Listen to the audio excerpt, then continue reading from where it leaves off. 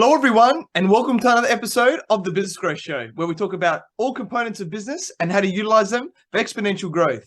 My name is Athin Cassiotis. I'm a business growth strategist where I help business owners grow, scale, cut costs, and increase profit. And today, I have an awesome guest. He's an entrepreneur, speaker, author, business strategist, and #1 referral and strategy wizard. He mentors veteran business owners to increase revenue, time, and 3x sales to take back 4 hours a day for the American dream. Welcome, Brian Muka, and thank you for being on my show. Athin, it's such a pleasure to be here, man. Awesome, mate. I'm sure it's going to be amazing for everyone watching and listening today. So you're a very successful entrepreneur. So for those people who don't know who you are, please introduce yourself by telling us about you and your journey. Oh man, my journey really starts on the worst day of my life. I was a Navy Special Operations officer. I was a bomb technician. I got paid to jump out of airplanes and do bomb surgery underwater. Some real James Bond stuff. And what we'll talk about today is I never really believed. I changed the game. Like I was the first guy from college to do the summer training that normally the Naval Academy guys do. And my whole career, I thought that I cheated when really I changed the game. So I suffered from self-doubt. I self-sabotaged and created the early end of my career. My whole life changed in this line of dialogue. Brian, you're not the man to take your team to Afghanistan. Crushed. It was the worst day of my life. I started working with a mental health professional, my Jewish auntie, and it would turn into my book, Your Secret Superpower, Tame Fear to Thrive. I read Viktor Frankl's Man's Search for Meaning and created a guidebook for life's explosions, how to get out from being buried alive to then thriving again. So that's my story. I still struggle with the self-doubt and the fear. I thought I could overcome it if I wrestled with it enough, if I researched and experimented. And I'm here to tell you, just like with Wim Hof, I trained with Wim Hof, a master certified Wim Hof instructor. And when Wim was asked, how do you overcome the cold? He said, that's how the cold kills you. You become the cold. So instead of overcoming the doubt and the fear and the shame and those things, we have a plan. And then we work the plan. So when we can control our thoughts, we can have a quantum breakthrough. So that's what I do. I help folks have more sales type conversations. So they're talking to the people that they really want to talk to, mostly on LinkedIn, and also creating referral networks. And the whole way, listening for these type of trigger words, holding space for people in this transformational growth that is business ownership, right? Decide to be a millionaire, not for the money, but for the person you must become. Thank you, Jim Rohn. And I get to be the guide in that because I have a lot of experience with wrestling with those things and, showing the blueprint of how to survive life's avalanches and hurricanes. Yeah, love it, mate. Very powerful realizations there, and what's got to where you are today. And I'm sure many more awesome things are coming. So obviously, you're in the special operations and officer in the U.S. Navy, or those things. What was good about that? You talked about the struggles there, and how it shaped you. But what was good about that, and how did that shape you into who you are today through that experience? Wow. You just gave me a huge gift. I remember when I was in college. I joined the Navy and I was an engineering student at Drexel to run nuclear power plants underwater. I thought that was the closest I could get to, being on a spaceship, exploring inner space instead of outer space.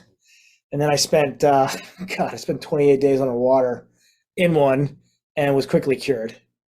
I had a class advisor and he believed in me more than I did. His name is Sean.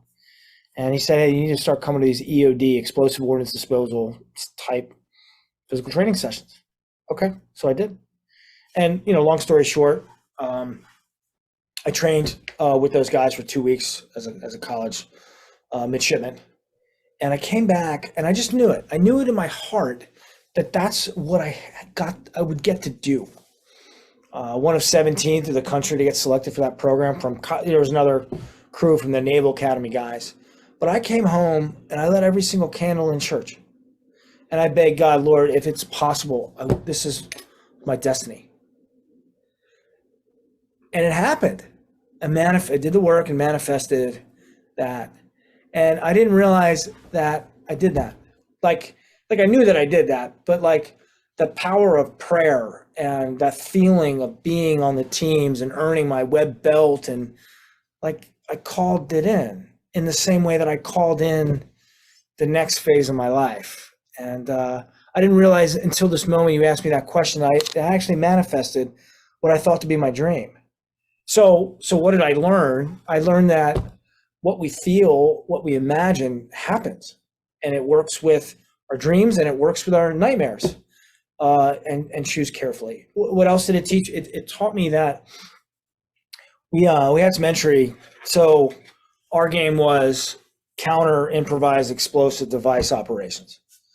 And so, for example, if you were going to go into a house, what's the easiest way to get into a house? You go through the door. That's where the trigger is going to be. So how can you saw through? How can you change the environment to give the maximal chance for survival and mission success? So needless to say, when I'm going to the airports, I just take the ribbon and put it back. I mean, how can we change? I don't look at the world the same way anymore, you know? And it's it changes me, changed my perspective on life and what's possible. It's all possible. Yeah.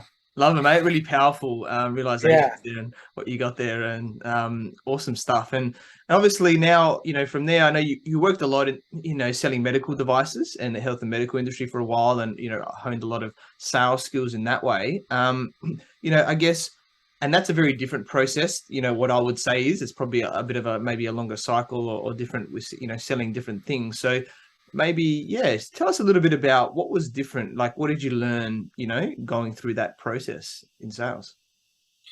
Well, I remember the first high level meeting that I took, and it was with an HCA. So like the major leagues of health systems in the United States, HCA. And I showed up to this meeting, and the lady asked me, "Hey, are you a network?" I didn't know what that was. So I told her. She goes, "How could you come to a meeting and not know that?" I'm like, "Ma'am, I am, a year out from transferring out of the Navy. This is my first job, and I don't know what you're talking about." And she dressed me down like I was an idiot. And in the moment, I just showed up and was authentic. Like, "I don't know what I'm doing. I need your help." And she was so apologetic in that moment. And the other thing I knew, I had a happy thought. It was my first sales gig, and it was like, it wasn't selling copiers, it wasn't selling, it was medical sales in our country is pretty prestigious, I guess. And I skipped a lot of ladders because of my military background. And I knew that in any sales call that there was nothing anyone could ever do to me physically. That like I could look like an idiot, but I wasn't going to get killed, And I was most athletic guy in the room, and proud of my service, and I'm here to learn. So I had a happy thought, and because I didn't need to prove anything, I could just ask for help. Hey, how do you need me to show up? How can I serve your health system? And really the process of being meek, not humble. I mean meek. I mean genuflecting to a higher cause of, hey, how do we really serve your patients? How do we serve your doctors and nurses to make sure that they don't have clerical errors which result in firings and misdiagnoses and those things? How can I really embed myself in solving your problem instead of just selling my flu test? So if I could learn what their end product was, which was customer satisfaction and reduction of errors, I became an asset. Yeah, powerful story. And the big thing that I took from that was about you just ask for help. And I think, I know for me, and I know a lot of other people out there, it's challenging for people to ask for help sometimes because, there's that thing that I should know this, but I think everyone loves to help. So, give the people the opportunity to help us in that way and get rid of that ego, right? That's so profound, right? So as you're listening to this call, I bet you love helping people. You don't have to do this. I kind of already know the answer to this. How many people like receiving help?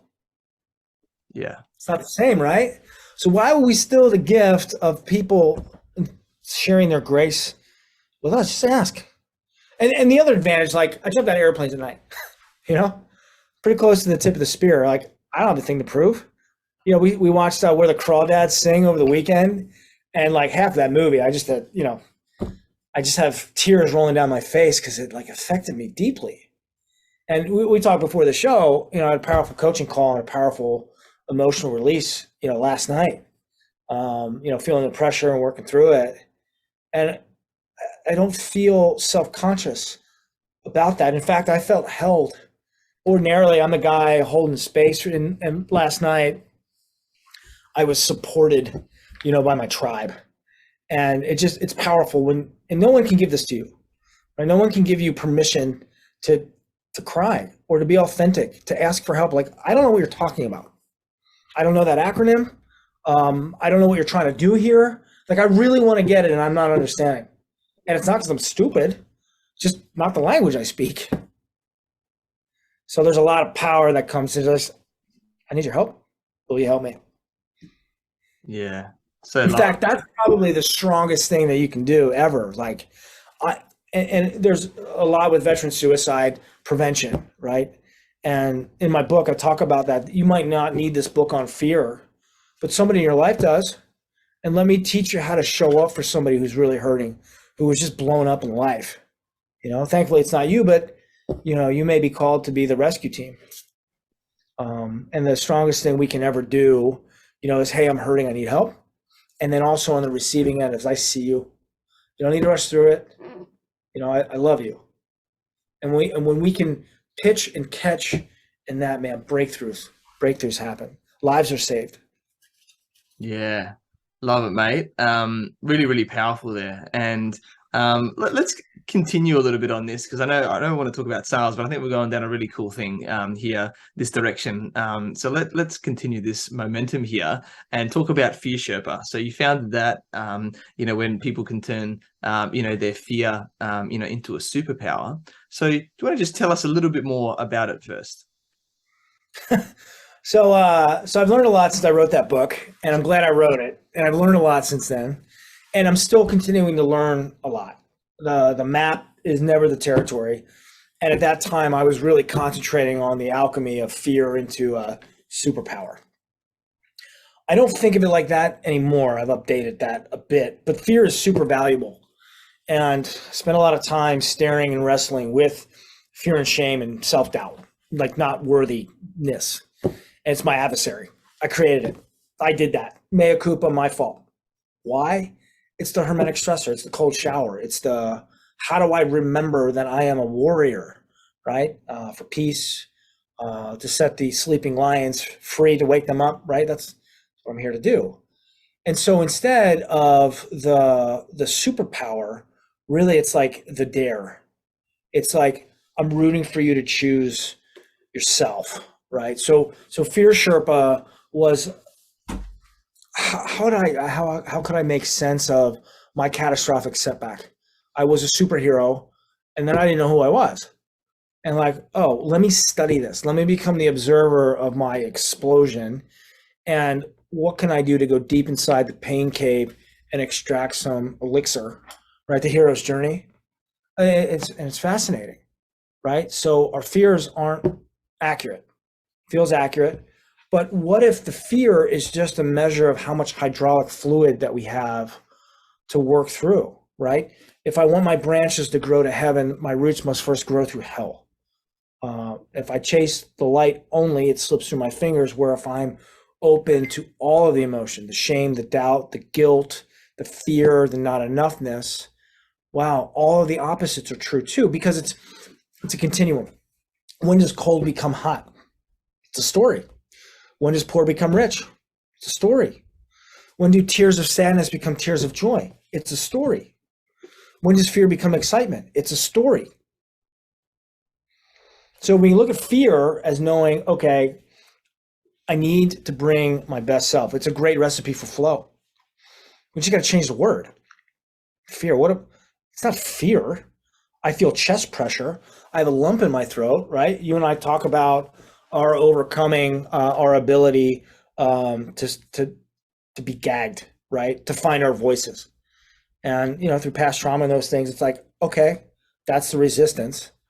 I've never once felt sorry for myself doing heavy back squats. 30 rep max. Okay, let's go. 2K row in the rower. Let's go. Why is it different when it comes to the heart? It's just a heart rep. It's a hermetic stressor that helps us flex. It's really like molting, right? So for me, it feels like a diamond pressure on my chest. I don't want to know anything about it. I just want to feel it. And then I want to go through its jaws, and I want to come out the other side 4 minutes later. It usually only lasts 4 minutes, but it's a really intense 4 minutes.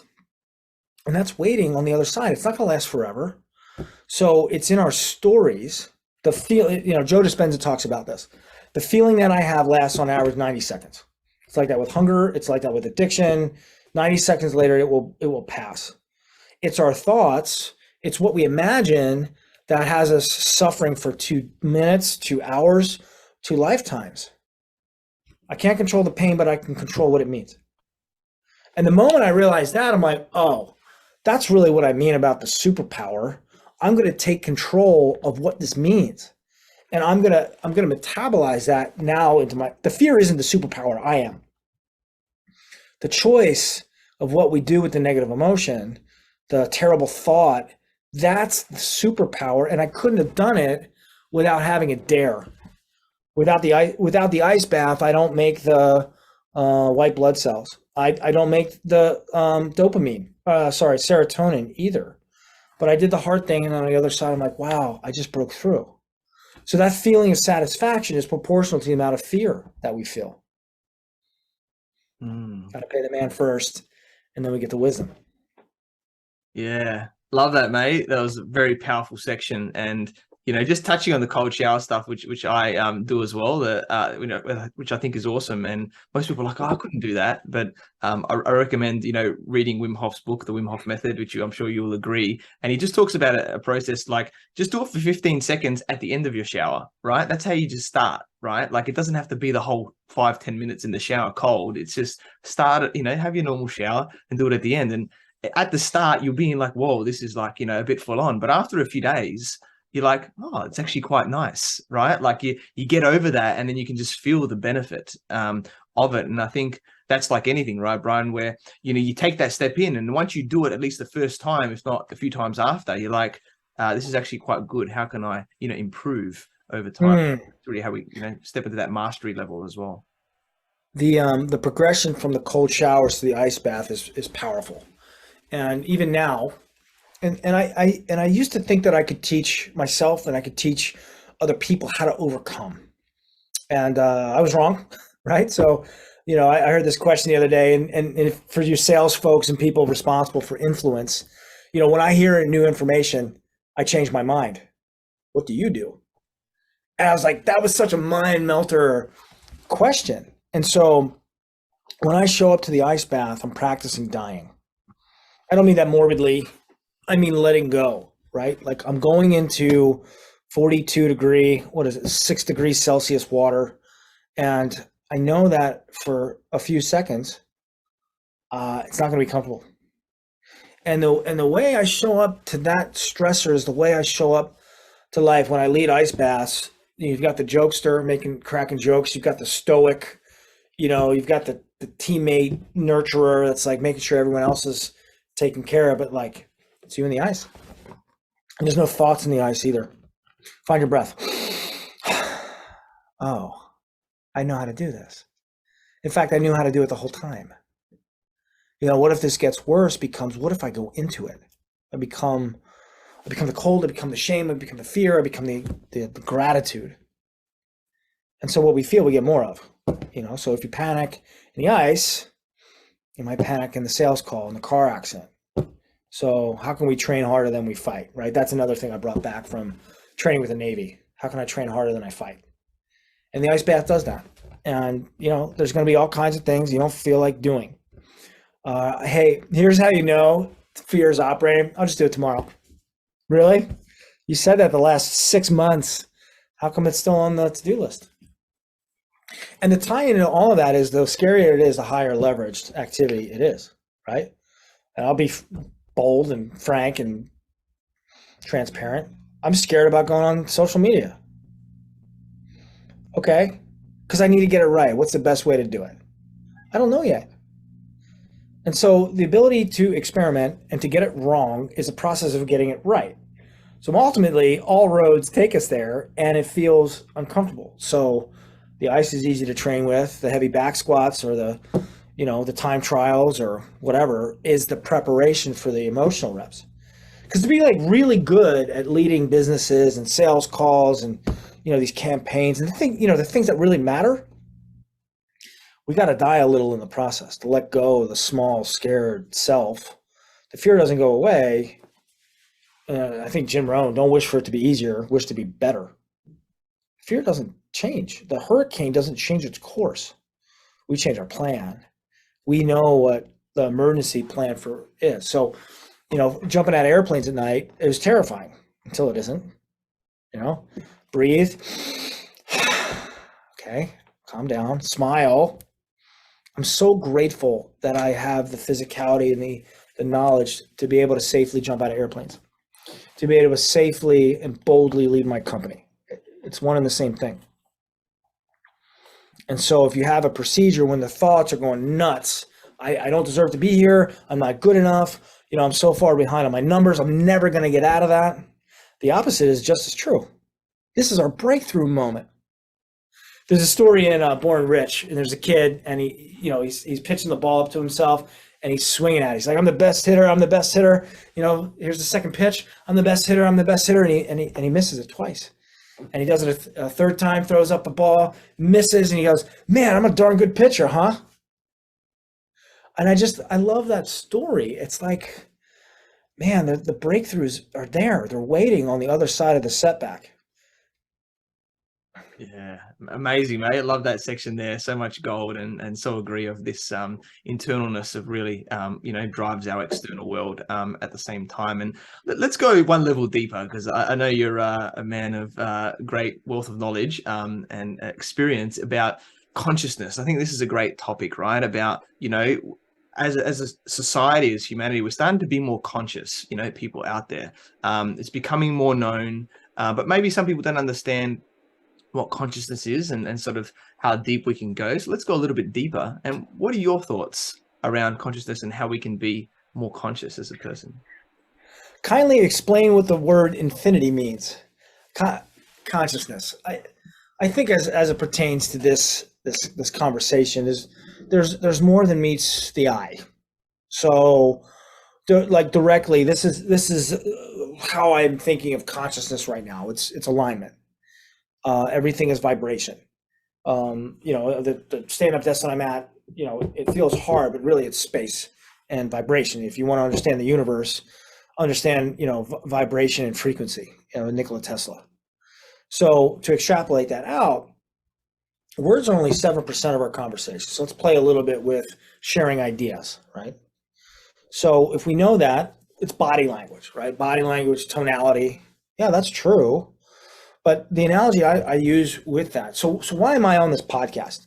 Is it to, share my wares? Is it to sell my book, to be a, fear coach, or maybe, but really like to genuflect and to share legitimately from the cavern of, hey, I've been in the desert and I've been wrestling with this and I don't have it all figured out, but I've got a working framework, right? Like, consciousness for me is like, I'm expecting you to reach back out to me and like, hey, that resonated.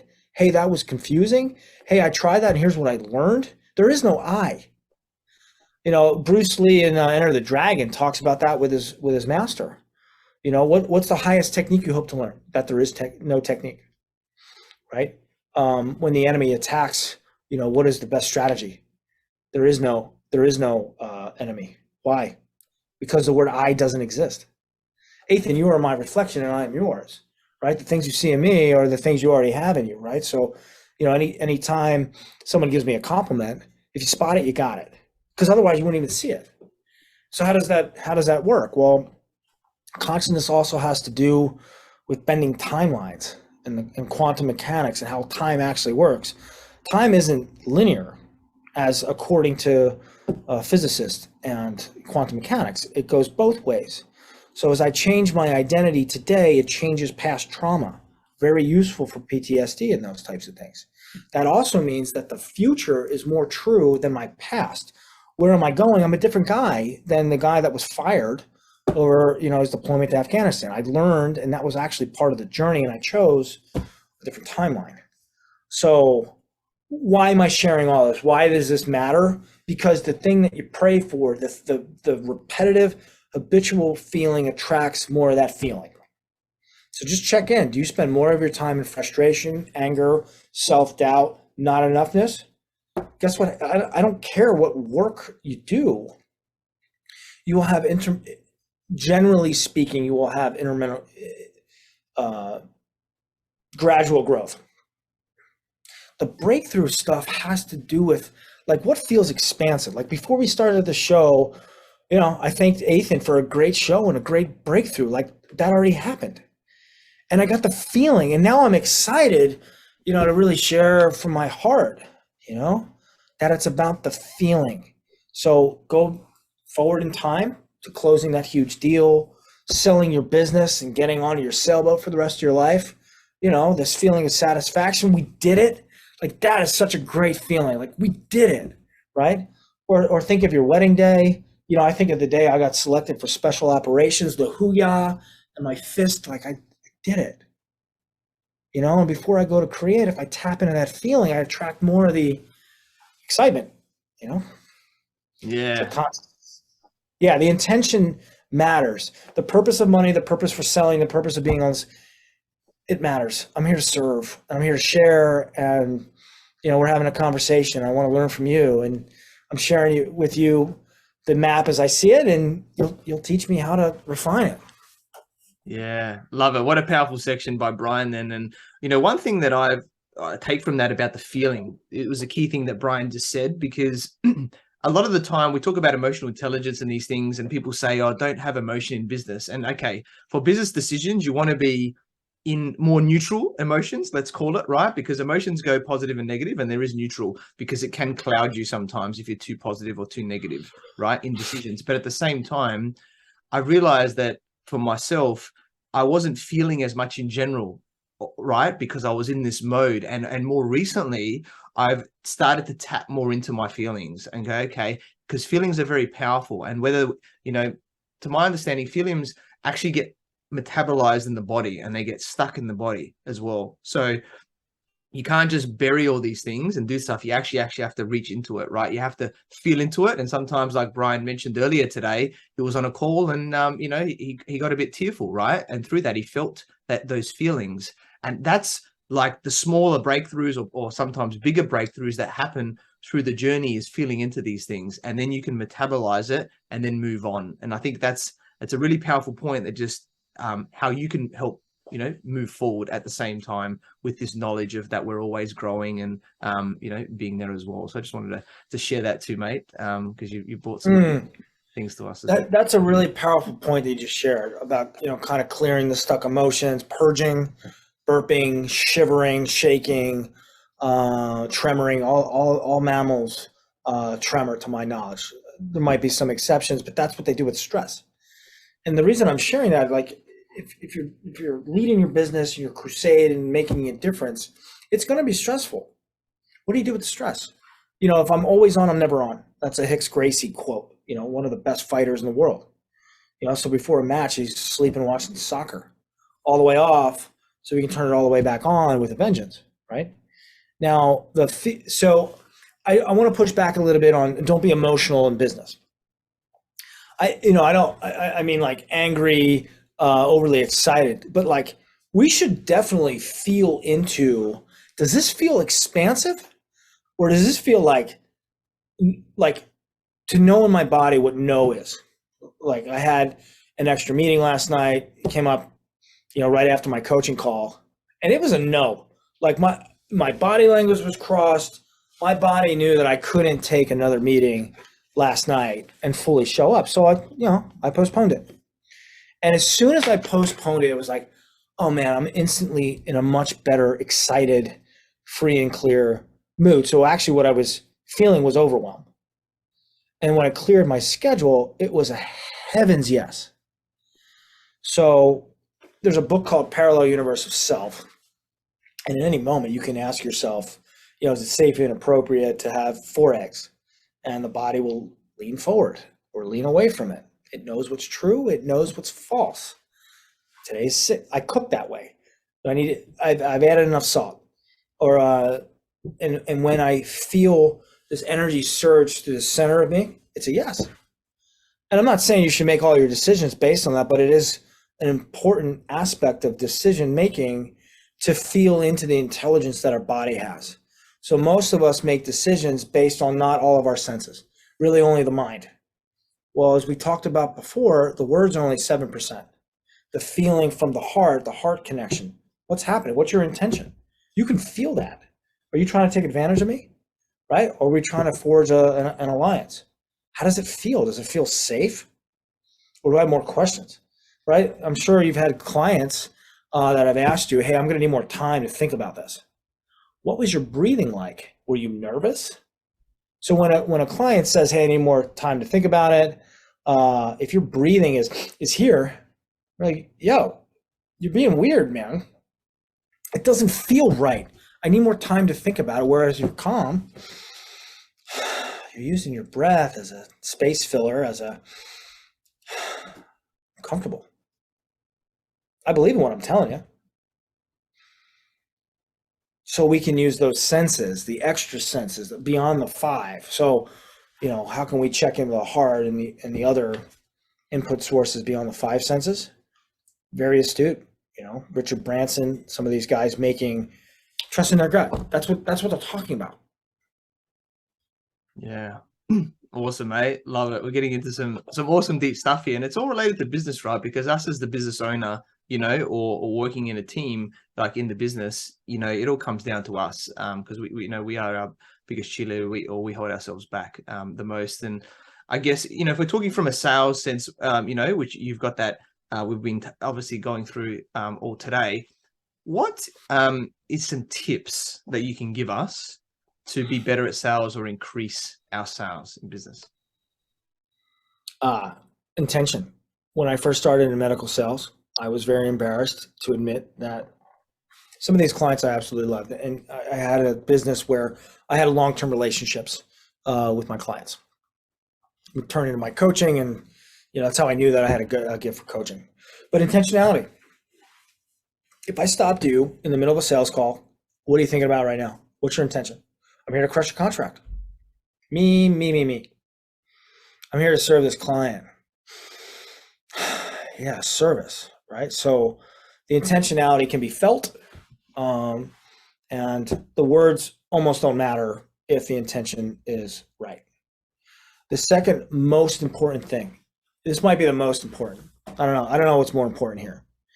But the calm breathing is the difference between a good speaker and a world-class speaker. Using the breath, right? And I'm overemphasizing where I'm using my breath, so in case you're listening to this, you can hear when I'm taking a breath. Let the audience catch up. Hey, so the next step is for you to fill out this contract. Maybe smile. It's the next step. It's like dessert, right? What happens next is I come out with a tray of dessert, and you get the chocolate truffle cheesecake. That's next. Great. As opposed to, you might want to consider someday, possibly, maybe signing this contract. No. Nope. 57 minutes of our hour-long call. This was amazing. In the last 3 minutes, you lost it because you were nervous, because it was about you. And they got to see, they won't know that, by the way. It'll be a subconscious thing that you got nervous. And anytime we feel nervous or scared, we're being selfish. Because if I'm calling myself out on this, when I'm scared about going on social media, I'm being selfish. I'm worried about how am I going to feel if someone rejects me. Not the one person in the back of the room that's like, I needed that today. Would I go to the ends of the earth for that person? The 1 out of 100 that like, man, that's the video, that's the share, that's the heartfelt thing and smile that I needed today. And if I'm concentrating on that, it like doesn't. And when I was in college, I learned pickup and how to talk to beautiful women. And really the attitude was, we're gonna have a great time tonight, and that's what we're inviting you to. And if you're not into that, next, But it was the intentionality. We were out here to have a great time. And it's the same in sales. We're here to serve and solve a problem together. So let me know, what's going great? What do you love about this? Okay. What keeps you up at night? And I found if I ask those two questions in that order, what do you love? And like really listen. Like, okay, it's safe to share with Brian that this isn't working well. We're spending too much money, we're making a lot of errors, the test isn't that accurate.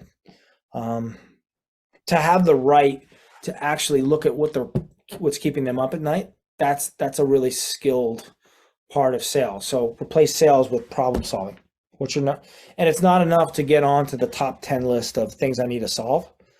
Like, what is the most pressing concern, and then sharing your solution in a way that solves their number one problem. So those are the three things that I'd recommend in that. We're on Zoom. The Champions Institute does bank code training.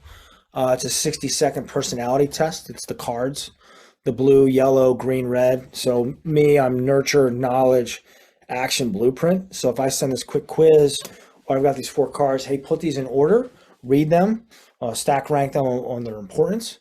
You're going to learn something about you, and I'm going to save us time, and we're going to have a better connection. Everybody does it. And it's like, okay, so I'm high nurture, high knowledge. I want to do this together. It's got to be authentic. Blueprints, they don't really want guarantees or discounts. Sorry, I'm sharing with you the landmine part. So the first 2 are my triggers. The last one is a blueprint for me. I don't really care about guarantees or warranties or discounts. It's not, and if you're going to waste time with that, like, you're going to lose me. 18% of people buy if the presentation is wrong, which means 82% will walk if the personality isn't addressed.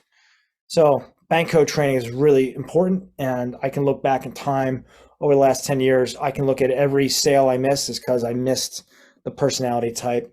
I didn't speak their language in a way that solves their particular challenge based on their personality. Yeah. Awesome, man. I love that. Very powerful, awesome tips there around sales. And, obviously a sales strategy in business or generally is about referrals. I know you're big on this and referral partnerships. So what can you share with us about, getting more referrals, referral partnerships and things like that to really grow and utilize that?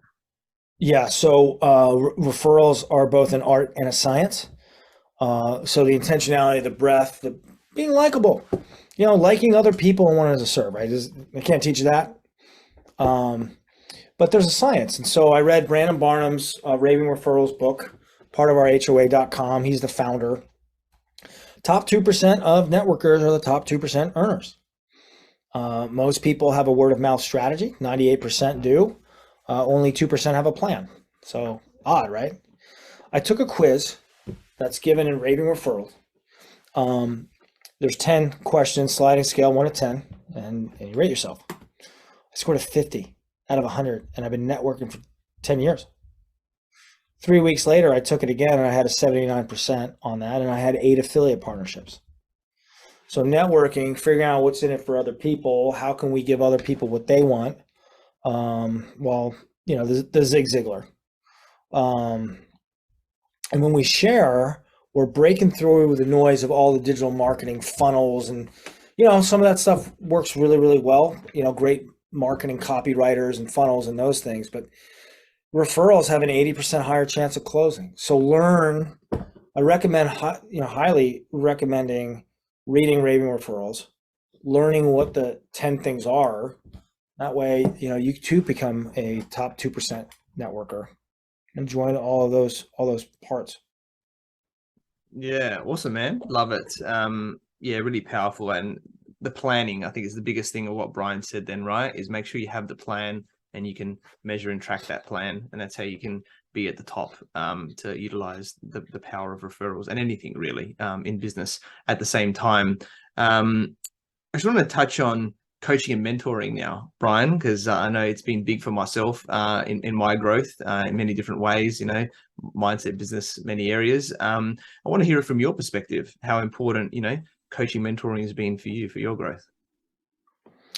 There's the long way and the hard way, or the easy way. And I think coaching is the easier. There's no easy way. And, there's moments in coaching when it's very uncomfortable. And what I love about a really great coach, they talk to us in a way that their friends and family can't or won't. To be frank and loving at the same time, to say, hey, listen, you're better than that. Or, where's your results? You told me you were going to do this and it's not here. And the most important part, there's 108 different cognitive biases. Which cognitive bias is working right now that you can't even see because it's part of your filter? Part of my, I don't mean your, I mean my filter, right? So I have a last in information bias. So a book I look at the world that way. Well, 10 books ago could have something in it that I need, but I'm fixated on the last thing I just read, right? That's one of my biases. And so by having a coach to keep me mindful of all the resources out there is important. And, the coaching world, especially the coaching experience that I have and had and received, we're talking about some dark shit, like the darkest. And I had a wonderful guide that here's what it is. Why most men especially don't admit that they're scared and they need help is because they're afraid of being judged. We're afraid of being judged and being loved less, because kind of the idea is, as a man, you're not worthy of unconditional love, right? Women, dogs, and children. What results did you get? And so we're brought up that way, that we're not enough, and our women are too much. And like, to have somebody love you more because you showed up authentically, I learned that in a coaching relationship, and it was the first time I was like really held and seen. And I'm struggling to put words to that. And it was just such a safe environment to play and break through. And after action, like I did this, and I'm not proud of that, and I made a mistake. How do I prevent this in the future? Or, hey, this is my favorite way to describe coaching. Everybody, I want you to do this with me. Raise your hand. Now raise it higher. Why didn't you do that the first time? Stretch a little further. Yeah. To have someone believe in you more than you believe in you, that's critical to changing the mental image, the self-image, right? When Sean said, hey, you need to be part of this. Really? Wow, you're a really great singer. Really? You wrote a great book. I did? That's how most people respond to compliments. We're in a coaching relationship, like, that was awesome. Thank you. I graciously receive, right? That's part of my practice. So, learning when we're taking things in and when we're just letting them bounce off. Like, I didn't know I was doing that. Yeah. So amazing, mate. Really, really powerful. I love that rendition of coaching and how it's helped you, because we have all these filters and we don't see it, the forest from the trees, as they say, and that external perspective is just massive. And completely agree with all of that. And it's been a very powerful, deep episode today. I love it, mate. With you, it's always an awesome conversation. I'm sure there's so many golden nuggets here. And I guess as we're wrapping up here today, what one key piece of advice would you like to give to all the entrepreneurs watching and listening today? Wow. Distill your life's work into one thing. What's coming to me now is I want you guys at least once, and if you like it, keep doing it. Go to the mirror and look yourself in the eyes and tell yourself you're doing great and you deserve to win. You're doing great. Yeah. Keep going. That's awesome. Love it, mate. I can feel that, and you're right. We need to tell ourselves these things, because there's always challenges through life, and that can be the big difference to taking ourselves to that next level. So thank you, Brian, for sharing that. And we connected through our networks, where I learned about your awesome journey from, obviously being in the US Navy, doing all these cool underground James Bond stuff, to now helping, veteran business owners, to increase revenue, time, through excess sales, and take back, 4 hours a day, the American dream. You're an awesome guy. I'm sure everyone will agree after today, and I'm sure you'll continue to make a big impact in this world. I'm very grateful that we connected, and look forward to continuing to work with you and see where we can make a big difference. So yeah, Brian, how can people find you, get in contact with you? I hang out a lot on LinkedIn. That's where a lot of these strategies are happening. So Brian Muka on LinkedIn. I'm the only one, I think. Still, there's an imposter on Instagram. I'm on Instagram too as Brian J. Muka. I've got some stuff there, but mostly LinkedIn. And then head over to Amazon, type Brian Muka into the search bar. My book is there. I wrote it for you, and would love to get some feedback on that, and writing a second one, From Doubtful to Dangerous. And yeah. Awesome. That's where we're at today. Love it, mate. Powerful stuff. Definitely connect with Brian. He's an amazing guy. We went deep today, so he's just got a wealth of knowledge to share and help people. And thank you to everyone for watching and listening to this show, where we talk about everything on business growth, which also includes personal growth at the same time. And please like, subscribe, and leave us a 5-star review. And you can find me on Facebook, LinkedIn, Instagram, and YouTube as Athin Cassiotis, or visit my website, athincassiotis.com. And if you want to grow, scale, cut costs, and increase profit in your business, you can reach out to me at any platform and see if we're a good fit. Now, I completely agree with you, or do I? But the only way we know is if you tune in next time. So until next time, remember that our business grows when we learn skills and take action using them in spite of fear. So remember to design your growth and results.